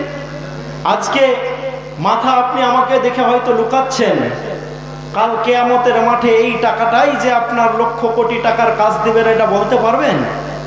দাদুদের কাছ থেকে গল্প শুনেন নাই যে 500 টাকা বিঘা জমি পাওয়া যেত? শুনেছেন না শুনেন নাই? তো 500 টাকা বিঘার জমির যদি আজকে 5 কোটি টাকা দাম হয়, আর 7000 টাকা সোনার ভরি আজকে যদি 1,60,000 টাকা ভরি হয়, তো 1000 টাকা দিচ্ছেন, সেটা যে 1000 কোটি টাকা হবে না, এটা বলতে পারবেন? হবে, হবেই তো। আল্লাহ বলছেন আমি বাড়িয়ে দেব। তাই আপনাদের কাছে আমি আহ্বান করছি, শেষ মুহূর্তে 1000 করে টাকা চেয়েছি, না মিলিয়ে মিলিয়ে টাকা তুলতে হবে? মিলিয়ে মিলিয়ে দিবেন? যদি মিলিয়ে মিলিয়ে দেন, তাহলে আপনাদের সামনে আমি একজন বক্তাকে এনে দিচ্ছি, যিনি মিলিয়ে মিলিয়ে আপনাদের কাছ থেকে টাকা তুলতে পারবেন। মৌলানা সাহেব দেখুন একটু আদায় হয় কি লোক, 15 মিনিট দিবে, মহিলারাও আছে, দিবে। দেবে দেবে ইনশাল্লাহ। অনেক বড় বক্তা আমি নিয়ে এসেছিলাম, কারণ আমি কথা বলতে পারবো না ভাবছিলাম আজকে, তাও তো অনেকক্ষণ বলে দিয়েছি। কতক্ষণ বললাম? হ্যাঁ, 1 ঘন্টা হয়ে গেছে। যাক, আলহামদুলিল্লাহ পড়তে হয় এটা। তো আসেন মাওলানা সাহেব, দেখেন একটু কালেকশন করেন, 10-15 মিনিট দিবে।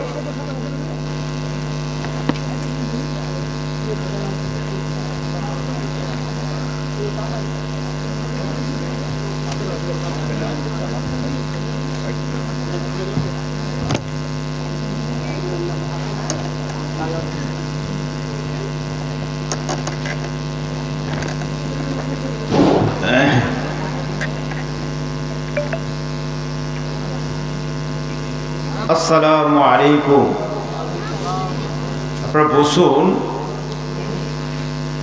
উঠে যাবেন ঠিক আছে, একটু বসেন তো, কমপক্ষে 12টা পর্যন্ত বসেন, তারপরে ইচ্ছা হয়ে বসবেন, না হয় বেরিয়ে চলে যাবেন। তো আপনাদের আমি সালাম দিয়েছি, একটু আন্তরিকতার সঙ্গে সালামের উত্তর দেবেন। আবার সালাম দিচ্ছি, আসসালামু আলাইকুম।